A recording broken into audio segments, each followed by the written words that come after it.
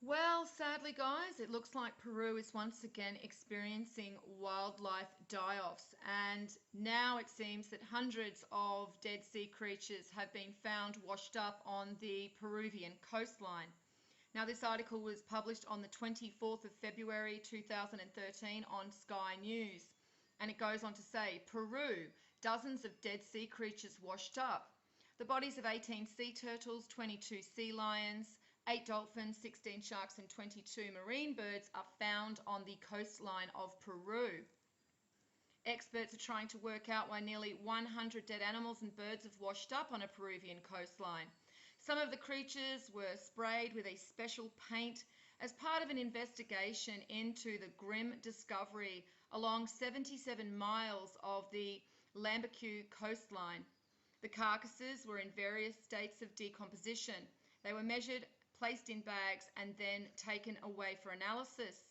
Jamie de la Cruz, an engineer with Peru's Ocean Institute, said a report detailing their cause of death was expected in the coming weeks. In the past couple of years, a worrying number of sea creatures have been washing up dead on Peru's shores. Now, for those of you who have been following these events, you will know that last year Peru experienced massive wildlife die-offs. And this began in April with a die-off of more than 800 dolphins that were washed up on the northern coast of Peru. Now, it goes on to say that the Peruvian government put together a panel from different ministries to analyse a report by the Peruvian Sea Institute.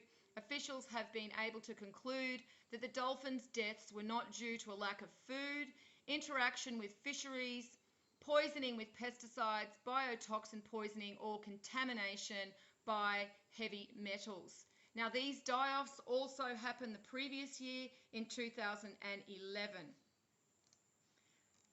There were more die-offs once again. This time it was 500 birds found dead in the same place as the dolphins. And this was reported on the 30th of April in the Huffington Post. And I will be linking all of these articles underneath the video, and you can have a look at them for yourself. And then we also see more being reported in the New York Times. This report comes from the 7th of May 2012, and it goes on to talk about more of these die-offs. And interestingly, it goes on to say that the Environment Ministry says that the data from South American Institute for the Study of the Effect of El Nino show that the coastal water temperatures have been above average in recent months. The anchoveta prefer the colder water, and if they descend below a depth of 6 or 7 feet, the pelicans cannot reach them. So they're trying to blame where the anchovy fish are actually now basically swimming deeper below the water surface because of temperature, and they're saying that the pelicans can't reach them due to that. That doesn't explain the dolphins. That doesn't explain the sea lions.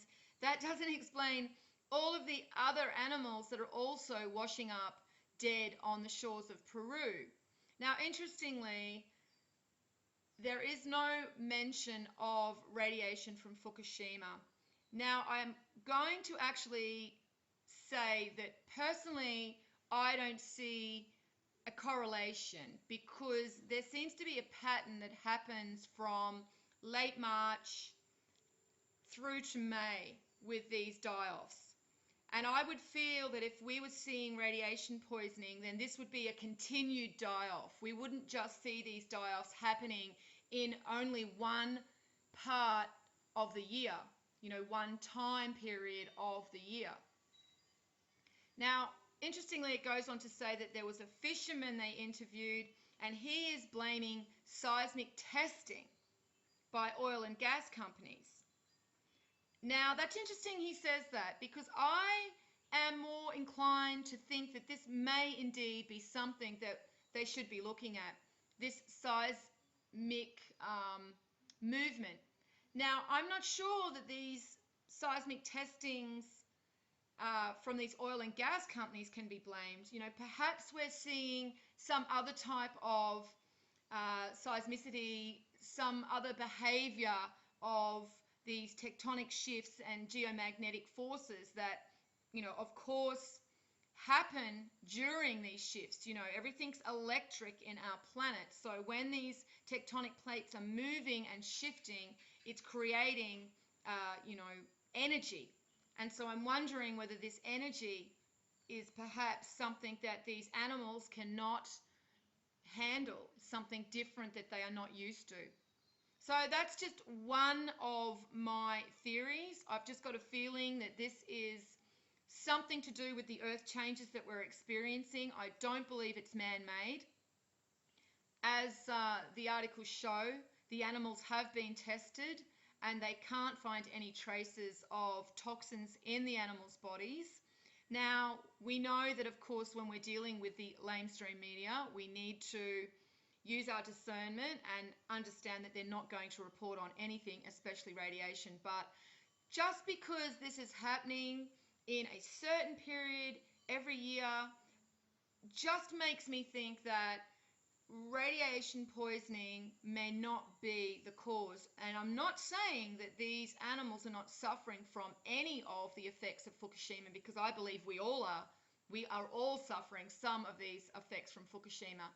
Every one of us around these, you know, this planet. But I just think that because it's happening in the way it does, that it just seems to me it may not be radiation. We may be dealing with something regarding these earth changes, some type of energy, some type of geomagnetic, you know, force that these animals that rely on, you know, magnetics to navigate, and they are very sensitive as well, then perhaps they are being affected, you know, negatively because of that.